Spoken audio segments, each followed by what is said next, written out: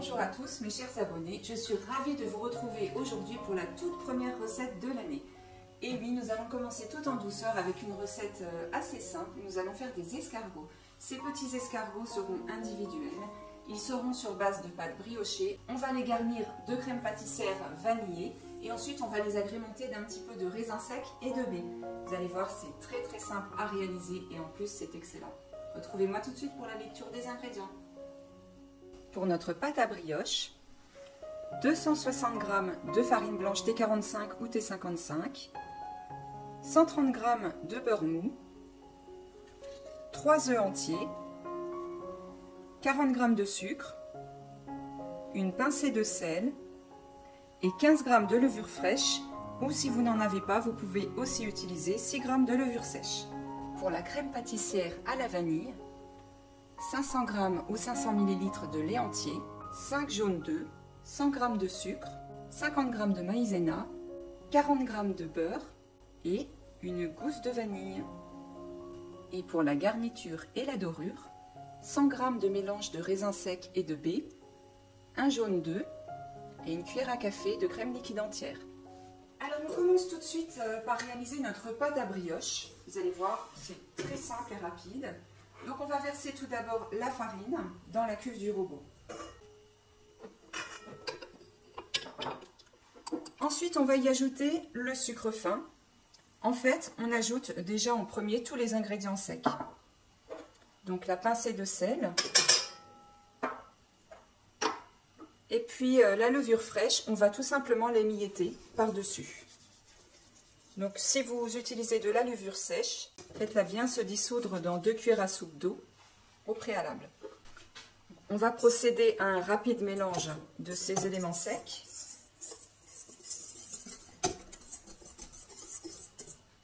Ensuite, on va faire comme un petit creux au centre, un puits.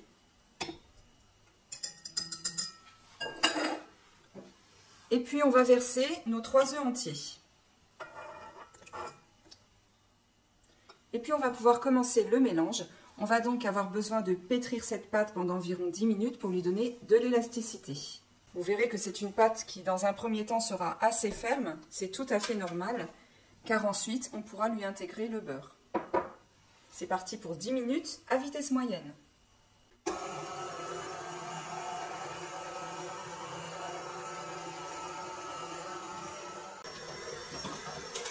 Alors après au moins 10 minutes de pétrissage, on voit qu'on peut obtenir, qu'on a obtenu une pâte qui est assez ferme quand même. Voilà ce que vous devez obtenir, donc une pâte qui est légèrement élastique, mais qui est relativement ferme tout de même. Donc on va maintenant lui incorporer le beurre. Alors on va maintenant pouvoir lui intégrer le beurre mou, et ensuite on va remettre à pétrir pendant une dizaine de minutes. Ça va donner de la souplesse à la pâte et lui donner beaucoup de corps.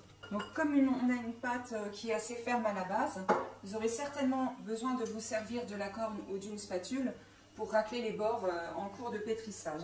C'est reparti pour 10 minutes.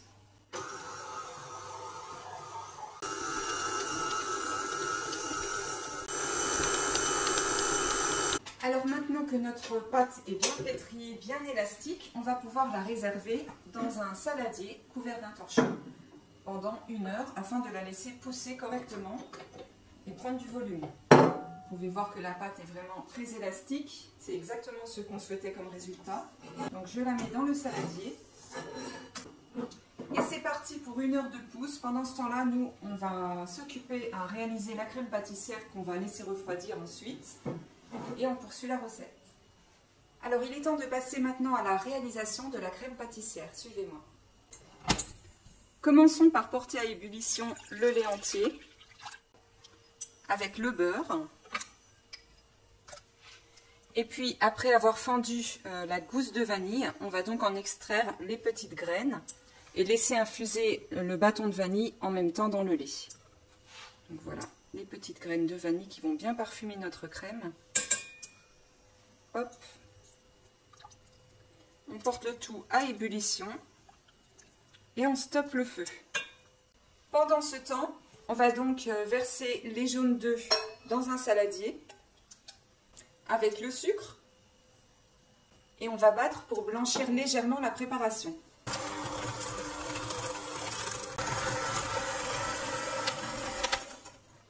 On peut maintenant lui ajouter la maïzena. Et on continue à fouetter.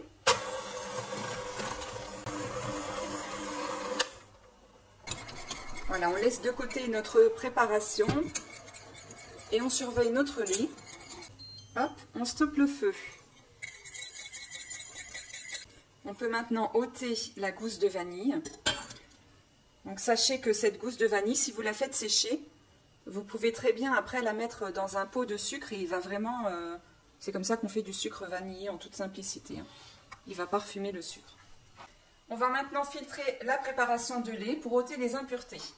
Et on va l'ajouter en 2 fois sur l'autre préparation, le mélange sucre, œuf, maïzena.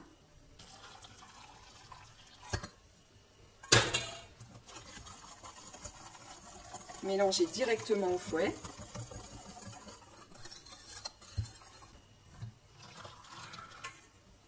On mélange.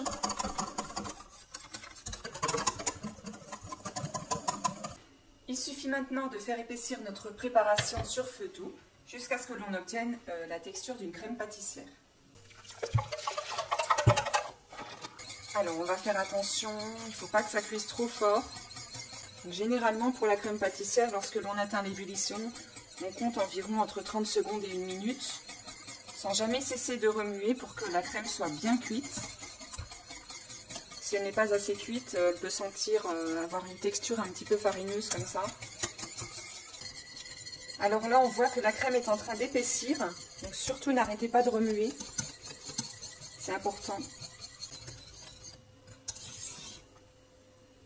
Voilà, là j'ai eu une petite ébullition, donc je continue, environ 30 secondes à 1 minute. On va bien chercher sur les parois de la casserole. Voilà, j'arrête la cuisson.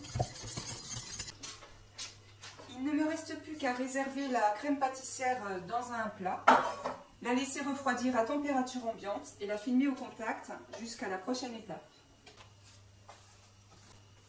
Et on se retrouve tout à l'heure pour la suite de la recette. Alors poursuivons la recette et après repos, on peut constater que notre pâte a bien poussé, elle a un bel aspect. Donc on va maintenant la dégazer, donc ça veut dire juste appuyer dessus pour ôter tout l'air qu'il y a à l'intérieur. Pour cela on appuie juste avec ses poings. Ensuite on va venir récupérer la pâte et reformer une boule. Voilà, très rapidement, vous formez une petite boule. Elle reprend donc sa taille initiale. Et on va venir la placer sur un film alimentaire que j'ai préalablement préparé sur la table. On l'emballe bien comme il faut dans le film alimentaire. Voilà, et on va la placer maintenant pendant 30 minutes au réfrigérateur. Cette étape est importante car ça va permettre à la pâte de se raffermir et on aura beaucoup plus de facilité ensuite à la travailler. Alors après repos, on peut constater que notre pâte a tout de même gonflé, même au réfrigérateur, donc la preuve que ça ne stoppe pas la levée. Donc on va lui ôter le film alimentaire dans lequel on l'avait placé. Ensuite on va la déposer sur une feuille de papier sulfurisé.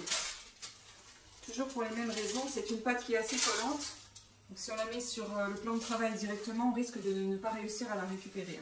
On va l'étaler en un grand rectangle de 5 mm d'épaisseur environ.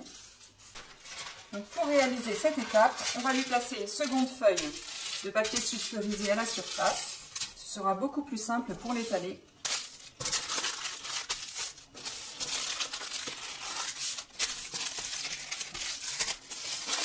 Voilà, après avoir fait un beau pliage, il ne suffit plus que de l'étaler jusqu'au bord et on aura un rectangle.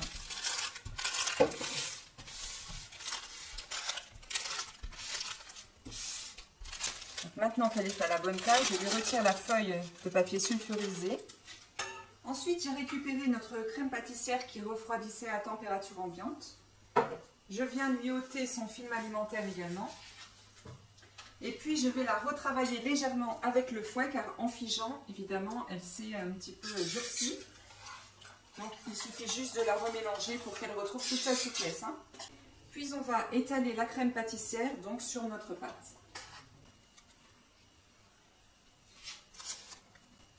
Alors on va essayer de la répartir vraiment uniformément pour avoir la même épaisseur partout. N'hésitez pas à passer dans les deux sens pour bien égaliser. Maintenant, on va venir répartir nos petits raisins secs et nos petites baies. Donc on va essayer de les répartir vraiment également uniformément. Ensuite, il suffit simplement de pousser la pâte, de la rouler dans le sens de la longueur, sans appuyer, sinon la crème elle va s'échapper. Et on va maintenant placer ce rouleau pendant 30 minutes au congélateur. Cette étape également est très importante, car sinon vous n'arriverez pas à former des tranches régulières. La pâte va s'écraser, vous n'aurez pas quelque chose de joli. Donc le mieux est de la placer sur un socle dur pour la déplacer plus facilement.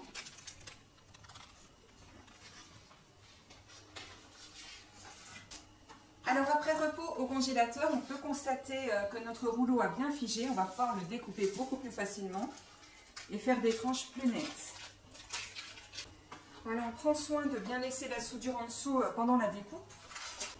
On va réaliser des tranches d'environ 2 cm d'épaisseur sur toute la longueur de notre rondin.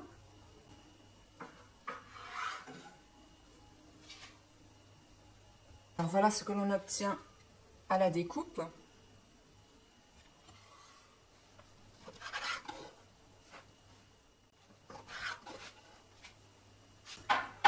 Après la découpe, voilà ce que l'on obtient. On va devoir encore les laisser reposer 30 minutes avant de pouvoir les enfourner. A tout à l'heure. Nous allons maintenant passer à la dernière étape de cette vidéo, c'est-à-dire que l'on va dorer nos escargots et puis on va les faire cuire.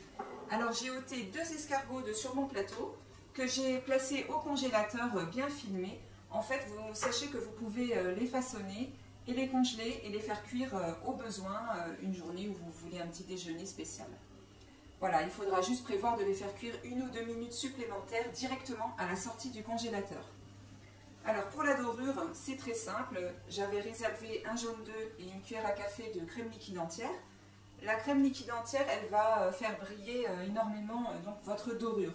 C'est très pratique, même quand vous faites par exemple une galette des rois, si vous mettez un tout petit peu de crème liquide entière dans le jaune d'œuf, vous allez voir que ça va briller extrêmement fort et c'est super.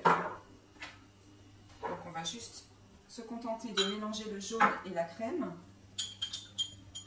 N'oubliez pas à cette étape de préchauffer votre four à 180 degrés. Et là on va venir dorer nos petits escargots sans appuyer pour ne pas les faire retomber. Il est maintenant temps de passer à la cuisson. Tous nos escargots ont été cuits, on peut maintenant passer à une étape qui est totalement facultative. D'ailleurs, je ne l'ai pas noté dans la recette. Donc on peut y saupoudrer un petit peu de sucre glace pour une petite touche d'éco supplémentaire. Et voilà, la recette est terminée.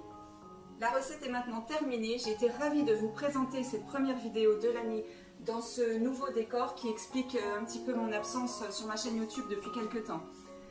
N'hésitez pas à partager cette vidéo, merci de me suivre, activez la cloche de notification, mettez des pouces, mettez des commentaires, je réponds à tous les commentaires. Je vous embrasse bien fort et je vous retrouve bientôt pour de nouvelles vidéos. Bisous, ciao ciao.